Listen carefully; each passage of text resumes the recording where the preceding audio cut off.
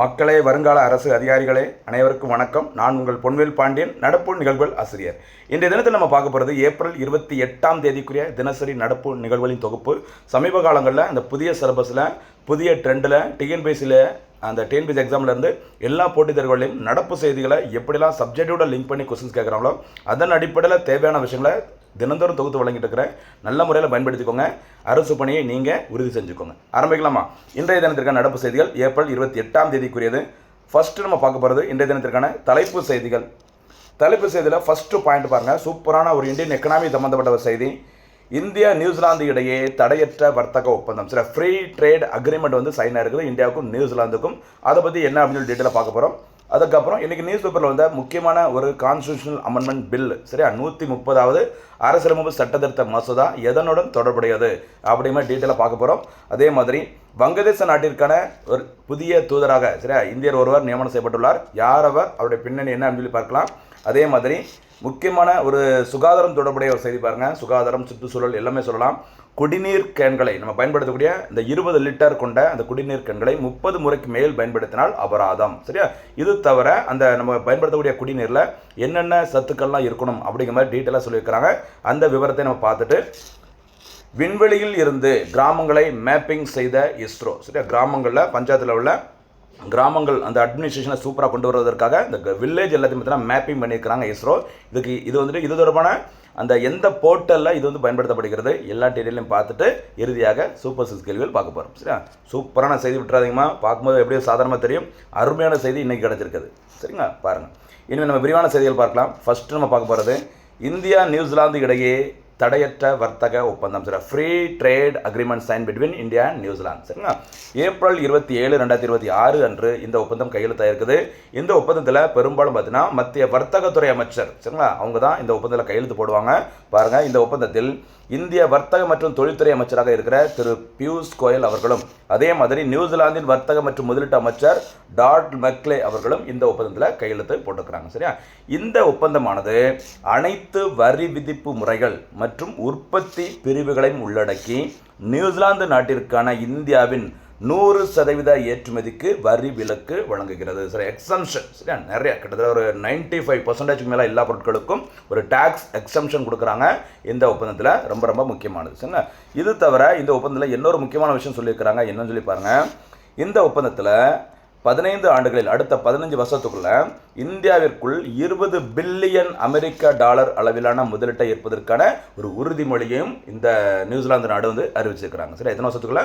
15 வருஷத்துக்குள்ள 20 billion US dollar வேல்யூவில் ஒரு இன்வெஸ்ட்மெண்ட்டை வந்துட்டு நாங்கள் இந்தியாவில் நாங்கள் பண்ணுவோம் அப்படிங்கிற மாதிரி ஒரு உத்தரவாதம் சொல்லியிருக்கிறாங்க.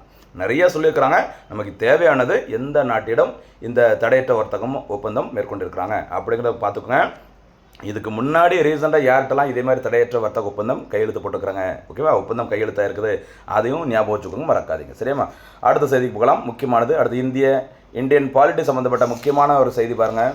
ரெகுலராக நியூஸில் வந்துகிட்டே இருக்குது. எந்த ஒரு செய்தி ரிப்பீட்டடாக வருதோ அதுக்கு நல்லா ஃபோக்கஸ் பண்ணுங்கள். அதுதான் பெரும்பாலும் எக்ஸாமில் திருப்பி கேட்பாங்க. கவனமாக இருக்கும், சரிங்களா.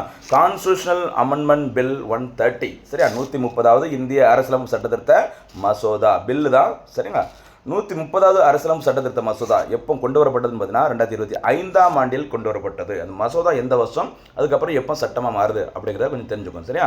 இது எதுக்குன்னு சொல்லி பாருங்கள். கடுமையான கிரிமினல் குற்றச்சாட்டுகளில் கைது செய்யப்பட்டு, சரியா, 5 ஆண்டுகள் அல்லது அதற்கு மேல் சிறை தண்டனை அறிவிக்கப்பட்டு, அதாவது ஒரு பயங்கரமான ஒரு குற்றத்தை பண்ணிட்டு அந்த தண்டனைக்கு குறைந்தபட்சம் 5 ஆண்டுகள், சரியா, சிறை தண்டனை பெறுற மாதிரி இருந்தது அப்படின்னா அவங்க 30 நாட்களுக்கு மேல் காவலில் இருக்கும் பட்சத்தில், சரிங்களா, அது பிரதமராக இருந்தாலும் சரி, மாநிலத்தின் முதலமைச்சராக இருந்தாலும் சரி, இல்லை அமைச்சர்களாக இருந்தாலும் சரி, 31வது நாளில் தானாகவே பதவி நீக்கம் செய்ய இந்த மசோதா வழிவகை செய்கிறது, சரி. அப்போ கடுமையான குற்றங்களில் 5 ஆண்டுகள் வரைக்கும் சிறை தண்டனை அறிவிக்கப்பட்டு கண்டினியூஸாக 30 டேஸ், 30 நாட்கள் ஜெயிலில் இருந்தாங்கன்னா 31வது நாள் பிரைம் மினிஸ்டராக இருக்கட்டும், சிஎம்மாக இருக்கட்டும், மினிஸ்டராக இருக்கட்டும், யாராக இருந்தாலும் சரி, கண்டிப்பாக அவங்க பதவியிலேருந்து, சரிங்களா, அவங்களாம் விலக்கப்படவில்லை என்றால், சரியா, அது மத்திய அமைச்சராக இருந்தாங்க அப்படின்னா பிரதமரின் பரிந்துரையின் அடிப்படையில், சரிங்களா, பதவி நீக்கம் செய்யப்படுவாங்க.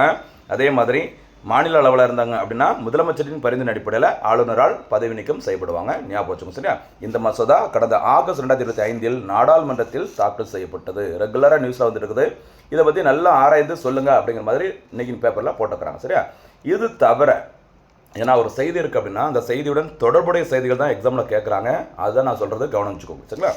மேலும் இந்த மசோதாவானது இந்திய அரசியலமைப்பின் பிரிவு 75 சரியா, ஆர்டிகல் 75, அடுத்து பிரிவு 164 164, அடுத்து 239 AA ஆகியவற்றை திருத்துவதை நோக்கமாக கொண்டுள்ளது. சரியா?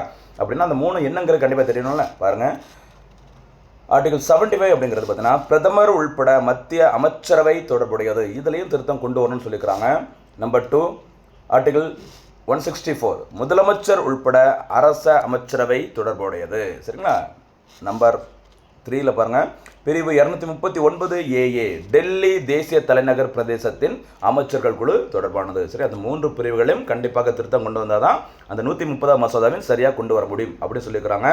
அதனால் இந்த 3 எதனுடன் தொடர்புடைய தனியாகவும் கேட்கலாம், செட்டாகவும் கேட்கலாம். கவனமாக இருந்துக்கோங்க. சரிங்களா? ஓகே, அடுத்தபடியாக பாருங்கள், தொடர்ந்து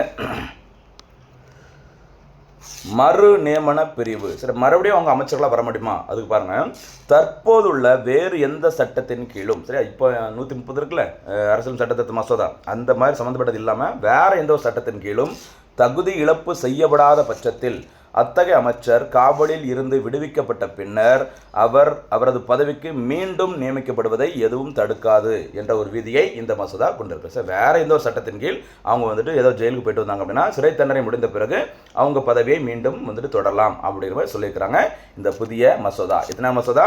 130வது அரசியலமைப்பு சட்ட திருத்த மசோதா. மறந்துடாதீங்க, ரொம்ப ரொம்ப முக்கியமானது. நீங்கள் வந்துட்டு முடிஞ்சால் என்ன சொல்லுங்கள் அப்படின்னா 128வது 129வது இந்திய அரசியலமைப்பு சட்ட திருத்த மசோதா எதனுடன் தொடர்புடையது? சரிங்களா? இதை போனஸ் கேள்வியாக சொல்லுங்கள், பார்க்கலாம். சரிங்களா? ஏன்னா ஒரு விஷயம் பார்க்கும்போது முன்னாடி பின்னாடி கொஞ்சம் பார்த்துட்டீங்க அப்படின்னா ஃப்யூச்சரில் கன்ஃபியூஸ் ஆகாது. அடுத்து முக்கியமானது ஒரு நியமனம். பாருங்கள், என்ன நியமனம் சொல்லி பாருங்கள். வங்கதேசத்திற்கான புதிய இந்திய தூதர். சரியா? வங்கதேசத்தில் நிறைய அரசியல் மாற்றங்கள் வந்திருக்குது. இந்த நிலையில் வங்கதேசத்திற்கான இந்தியாவின் புதிய தூதர் ஒருவர் வந்திருக்கிறாரு. யாருன்னு சொல்லி பாருங்கள். அவங்க பேர் என்ன சொல்லுவோன்னா ஹை கமிஷனர் அப்படி சொல்லுவாங்க sir. High commissioner of India to Bangladesh. இது வந்து எல்லாமே, அதாவது இங்கிலாந்து நாட்டுடன் தொடர்புடைய அந்த தூதர்கள். சரி, இங்கிலாந்துக்கு கீழே இருந்த அந்த நாடுகளின் தூதர்களை பெரும்பாலும் பயன்படுத்தக்கூடிய வார்த்தை ஹை கமிஷனர் சொல்லுவாங்க. சரிங்களா? அம்பாசிடர். சரி, அந்த அம்பாசிடர் அப்படிங்கிற வார்த்தையை யூஸ் பண்ணும்போது பார்த்தீங்கன்னா அமெரிக்கா நாட்டுடன் தொடர்புடையவர்களை யூஸ் பண்ணுவாங்க. ஞாபகம் வச்சுக்கோங்க. சரிங்களா? சும்மா சின்ன ஒரு வித்தியாசத்துக்கு. முன்னாள் மத்திய அமைச்சரும் பிஜேபி கட்சியை சேர்ந்த முக்கியமான தலைவருமான தினேஷ் திரிவேதி. சரி, தினேஷ் திரிபாதி யார் சொல்ல பார்க்கலாம். போனஸ் கேள்வியா? தினேஷ் குமார் திரிபாதி அவர் யார்? அது வேற. போனஸ் கேள்வியாக சொல்லுங்கள். இங்கே நம்ம பார்க்குறது தினேஷ் திரிவேதி. சரியா? வங்கதேசத்திற்கான இந்தியன் புதிய தூதராக நியமிக்கப்பட்டுள்ளார். இதுக்கு முன்னாடி இந்த பதவியில் இருந்தவர், அதாவது வங்கதேச நாட்டின் தூதராக இந்தியாவின் சார்பில் இருந்தவர் யார் பார்த்தீங்கன்னா பிரணய் வர்மா அவர்கள். அவர் தற்போது பெல்ஜியம் மற்றும் ஐரோப்பிய ஒன்றியத்திற்கான இந்திய தூதராக பணியிட மாற்றம் செய்யப்பட்டுள்ளார். சரிங்களா? அதே மாதிரி வங்கதேச நாட்டின் சரியா தற்போதைய புதிய பிரதமர் தாரிக் ரஹ்மான் அவர்கள். இவர் யாருன்னு சொல்லி பார்த்தோன்னா வங்கதேசத்தில் இதுக்கு முன்னாடி, அதாவது ஷேக் ஹசீனா அவர்கள் தான் இதுக்கு முன்னாடி பிரதமராக இருந்தாங்க. அவங்களுக்கும் முன்னாடி வங்கதேசத்தில் பிரதமராக இருந்தவர் கலிதா ஜியா அவர்கள். அந்த கலிதா ஜியா அவர்களின் பையன்தான் தாரிக் ரஹ்மான் அவர்கள். சரிங்களா? ஞாபகம் வச்சுக்கோங்க. கிட்டத்தட்ட 35 ஆண்டுகளுக்கு பிறகு வங்கதேசத்தில் ஒரு ஆண் பிரதமராக வந்திருக்கிறாரு. அவருடைய பெயர் தாரிக் ரஹ்மான். மறந்துடாதீங்க. சரிங்களா? அடுத்து சுகாதாரம் தொடர்புடைய சூப்பரான ஒரு செய்தி பாருங்கள். ஒரு அவேர்னஸ்க்காக கண்டிப்பாக இந்த மாதிரி கேள்வி கேட்பாங்க. குடிநீர் கேன்களை 30 முறைக்கு மேல் பயன்படுத்தினால் அபராதம் அறிவித்தது உணவு பாதுகாப்புத்துறை. சரியா? பார்த்துக்கோங்க. 1 லிட்டர் நீரில் ஃபஸ்ட் அதில் வந்துடலாம். ஓகேவா?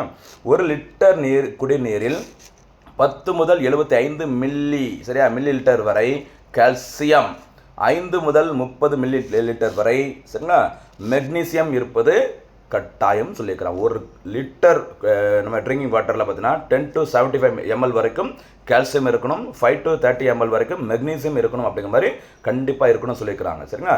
அதே மாதிரி இந்த கேன், சரி, அந்த குடிநீர் கேனை பார்த்தீங்கன்னா நேரடியாக சூரிய ஒளியில் வைக்கக்கூடாது. சூரிய ஒளியில் பட்டுச்சு அப்படின்னா அந்த சூரிய கதிர்கள்லாம் பட்டு அதோட சேர்மங்கள், சரி, பிளாஸ்டிக் சேர்மங்கள் எல்லாமே நம்ம குடிக்கிற தண்ணியில் கலந்துரும், நம்முடைய ஆரோக்கியம் போயிடும்னு சொல்லியிருக்கிறாங்க.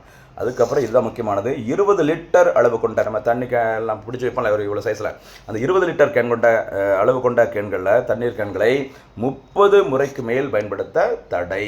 சரியா? 300 முறை பயன்படுத்தான்னு நினைக்கிறேன். இந்த கலர்லாம் பார்த்தா தெரியும். சரியா? 30 முறையே சொல்லியிருக்கிறாங்க. அதே மாதிரி வேறு என்ன சொல்லியிருக்காங்க அப்படின்னா அந்த தண்ணி கேனானது அழுக்கடைந்த நிலையில் இருக்கக்கூடாது. கீறல் விழுந்த கேன்கள் அப்படி இப்படின்னு தள்ளுவாங்க, இழுப்பாங்க, போடுவாங்க, தூக்கி தான் போடுறாங்க.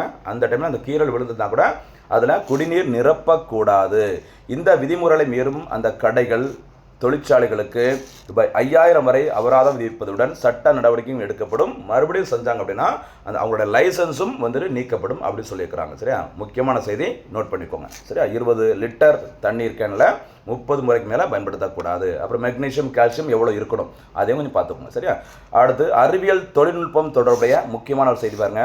விண்வெளியிலிருந்து கிராமங்களை மேப்பிங் செய்த இஸ்ரோ. விண்வெளியிலேருந்து நம்முடைய கிராமங்களை கரெக்டாக ஃபோக்கஸ் பண்ணி மேப்பில் ஒரு வரைபடமாக உருவாக்கியிருக்கிறாங்க. பாருங்கள், எதுக்கு, என்ன ஸ்பெஷல், என்ன போர்ட்டல் அப்படிங்கிறத கொஞ்சம் பார்த்துக்கோங்க.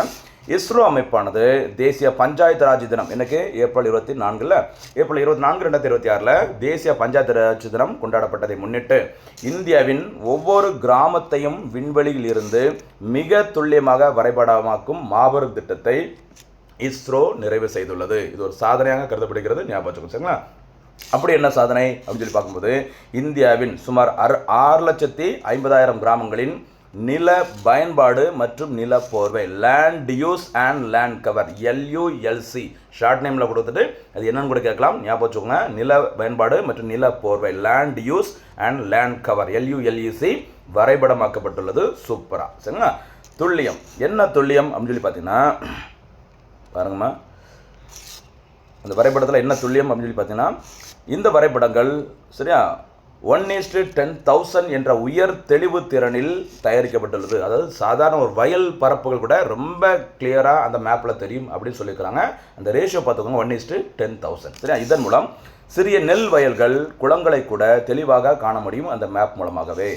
தொழில்நுட்பம், புவி கண்காணிப்பு மற்றும் புவி கண்காணிப்பு செயற்கைக்கோள், சாரி எர்த் அப்சர்வேஷன் சேட்டலைட் சொல்லுவாங்களா, EOS. சரியா, மற்றும் இஸ்ரோவின் புவன். சரியா, அந்த புவன் புவிசார் போர்ட்டல் மூலம் இந்த தரவுகள் சேர்க்கப்படுகிறது. சரியா, அந்த புவன் புவிசார் போர்ட்டல். சரிங்களா, இந்த புவன்கிற வார்த்தையை கொடுத்துட்டு ஒரு வாட்டி மேட்ச் கொலைகளை கேட்டிருந்தாங்க, இது எதனுடன் தொடர்புடையது அப்படிங்கிற மாதிரி ஞாபகம் வச்சுங்க. ரொம்ப ரொம்ப முக்கியமான புவிசார் போர்ட்டல் யார் பயன்படுத்துகிறாங்க, இஸ்ரோ. ஓகேவா. அடுத்து பயன்பாடு, இந்த தரவுகள் பஞ்சாயத்து ராஜ் அமைச்சகத்தின் சரியா பார்த்துக்கோங்க கிராம வரைபடம், நம்ம தமிழில் சொல்லுவோம், அதுக்கு மத்திய அரசு வச்ச பேர் கிராம் சித்ரா. என்ன பேருமா, கிராமன் சித்ரா. கிராம் சித்ரா, சித்திரம்னா வரைபடம் சொல்லுவாங்கள்ல, அந்த இணையதளத்தில் ஒருங்கிணைக்கப்பட்டுள்ளது. இதையும் கூட கேட்கலாம். சரியா, கிராமன் சித்ரா அப்படின்னா என்னன்னு கேட்கலாம், கொஞ்சம் நோட் பண்ணிக்கோங்க. சரியாம்மா. அடுத்தபடியாக இன்றைய தினத்திற்கான சூப்பர் 6 கேள்விகள். முதல் சூப்பர் 6 கேள்வி, சமீபத்தில் இந்தியா எந்த நாட்டுடன் தடையற்ற வர்த்தக ஒப்பந்தத்தை மேற்கொண்டுள்ளது? முடிஞ்சா ஆர்வமுள்ள மாணவர்கள் நியூசிலாந்து நாட்டின் பிரதமர் யாருங்கிறதையும் சேர்த்து சொல்லுங்க பார்க்கலாம். ஏன்னா ஒரு நாட்டோட நம்ம ஏதாச்சும் ஒன்று பண்ணும்போது அந்த நாட்டை பற்றி எக்ஸ்ட்ரா ஒரு பாயிண்ட்ஸ் தெரிஞ்சிட்டீங்கன்னா ஒரு சேஃப். அடுத்து 130வது இந்திய அரசியலமைப்பு சட்டத்திருத்த மசோதா எதனுடன் தொடர்புடையது? நிறைய வாட்டி கேட்டாச்சு, பார்த்துக்கிட்டே இருங்க. அடுத்து FSSAI அமைப்பு எப்போது உருவாக்கப்பட்டது? எனது உணவு பாதுகாப்பு எல்லாம் பார்க்கணும்ல, அப்போ இதை லைட்டாக கொஞ்சம் பார்த்துக்கோங்க. அதோட விரிவாக்கம் FSSAI விரிவாக்கம் அது எப்போது உருவாக்கப்பட்டது? 4வது சூப்பர் 6 கேள்வி, வங்கதேச நாட்டிற்கான இந்தியாவின் புதிய தூதர் யார்? 5வது சூப்பர் 6 கேள்வி, இந்த புவன் புவிசார் போர்ட்டல் எதனுடன் தொடர்புடையது? அதை பயன்படுத்தும் அமைப்பு எது? அப்படி சத்து சொன்னால் சூப்பராக இருக்கும். அடுத்த 6வது கேள்வி, எத்தனை முறைக்கு மேல் குடிநீர் கேன்களை பயன்படுத்தினால் அபராதம் விதிக்கப்படும் என உணவு பாதுகாப்புத்துறை அறிவித்துள்ளது? எல்லா கேள்விகளுக்கும் சூப்பரான முறையில் பதில்கள் சொல்லுங்கள். நம்மளுடைய ஹார்ட் ஒர்க் எஃபோர்ட்ஸ் நோட்ஸ் உங்களுக்கு பிடிச்சிருந்து அப்படின்னா, நிஜமாவே பிடிச்சிருந்து அப்படின்னா லைக் பட்டனை ஷேர் பண்ணிக்கோங்க, நம்ம சேனலை சப்ஸ்கிரைப் பண்ணிக்கோங்க. வாய்ப்பு கிடைக்கும் போது இந்த எல்லா வீடியோவில் இருக்க எல்லா நோட்ஸையும் ஒரு நோட்டு போட்டு எழுதி ரிவிஷன் பண்ணிக்கோங்க. தேர்வில் வெற்றி பெறுங்கள். மீண்டும் சந்திக்கலாம். நன்றி, வணக்கம்.